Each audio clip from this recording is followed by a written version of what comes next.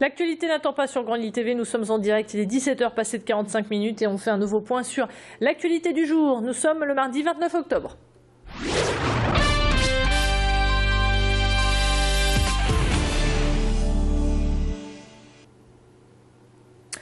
À la une de l'actualité, nouveau braquage sur la métropole lilloise. Cette fois-ci, c'est la bijouterie Lepage à Lille qui a été la cible ce midi de 4 malfaiteurs.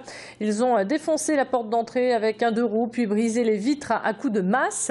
Les voleurs sont repartis avec des montres, dont une Rolex à 60 000 €. Le butin total est tout de même estimé à 400 000 €. Et les hommes sont activement recherchés par la police. L'actualité, c'est aussi la colère des salariés de la Redoute qui ont manifesté aujourd'hui. Ils demandent des garanties pour leur avenir. Environ 500 salariés de la société de vente à distance ont défilé dans les rues de Roubaix jusque sous les fenêtres de la direction. Ils craignent un vaste plan de licenciement. Le groupe Kering compte se séparer de la Redoute, mais pour le moment, les syndicats n'ont pas de visibilité sur l'avenir des salariés. Et c'est bien là tout le problème. Ils redoutent une cession pour l'euro symbolique, accompagnée d'un chèque versé par Kering aux repreneurs pour solde de tout compte. Voyez les réactions du délégué syndical de la CGT au micro de Macha Grenessen. Nous, on veut que ces gens-là entendent le message des salariés. Nous, on veut des garanties de salaire sur la durée.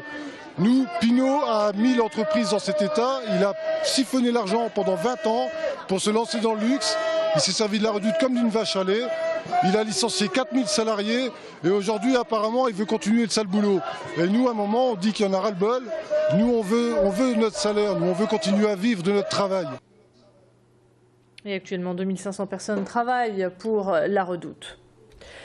Un nouveau cas probable de coronavirus dans le Nord. Un patient de 43 ans revenant d'un séjour en Arabie Saoudite est actuellement hospitalisé en isolement. Son état est jugé stable. Des analyses sont en cours pour avoir confirmation ou non de ce nouveau cas. S'il était confirmé, ce serait le 3e cas signalé en France. Tous les 3 sont issus du Nord-Pas-de-Calais. En politique, Jacques Mutez, adjoint à la mairie de Lille, quitte la présidence du Parti radical de gauche. Éric Rommel reprend le flambeau. La raison de cette démission, les municipales en 2014. Jacques Mutez présentera en mars prochain une liste sans étiquette. Le candidat était l'invité d'Adrien Lanois ce matin. Il est revenu sur son désamour avec la politique de Martine Aubry et a également évoqué ses racines. On l'écoute. C'est pas parce que j'ai plus d'étiquette aujourd'hui que je ne garde pas, je veux dire, mes racines. D'ailleurs, dans Radical, il y a racines. Voilà, donc pour autant, je n'ai plus d'étiquette politique parce que ça ne correspond pas à ma façon de faire de la politique. Et on a vu encore hier récemment Jean-Michel Bellet dans le journal du dimanche éreinter Harlem Désir. Vous voyez que je ne suis pas le seul à remettre, j'allais dire l'église au centre du village, mais presque ça. Mais je veux dire à faire en sorte que on ait un discours qui soit crédible. Donc notre maître mot, c'est la vérité politique. Hier, on vous annonçait l'évacuation d'un camp de Rome à Villeneuve-d'Ascq, situé sur le campus de Lille 1. Dans l'urgence, avec la tempête Christian, quelques familles ont trouvé refuge à la Bourse du Travail à Lille-Fives. Il s'agit principalement de femmes et d'enfants. L'Union syndicale solidaire déplore cette situation et s'est opposée à toute évacuation. Ses membres comptent même faire appel à la région pour que des solutions de relogement soient proposées à toutes ces familles. Cet après-midi, ces familles, justement, ont quitté le local pour ne pas déranger le personnel qui y travaille et ont pris la direction de l'ancien site qui est inoccupé.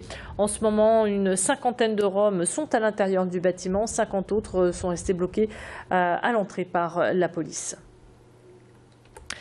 À l'occasion d'Octobre Rose, nous vous proposons un focus sur un atelier socio-esthétique et de réflexologie pour les patients atteints d'un cancer.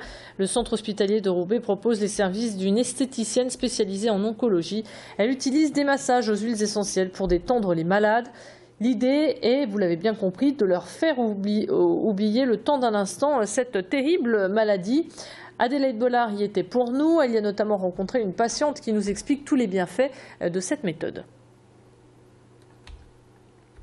Je me sens apaisée, détendue, c'est très bien. On sent même plus en fait des douleurs. C'est très relaxant, c'est agréable. On a besoin de détente quand on a passé un cap de douleur.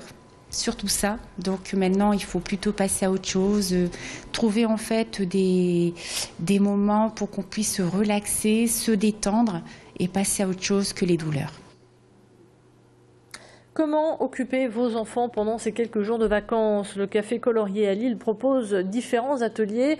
Aujourd'hui, il était question de mettre la main à la pâte en cuisinant un bon maquis sucré composé de fruits et de riz, bien évidemment. L'idée est de divertir vos enfants, mais aussi de proposer un moment de détente à toutes les mamans.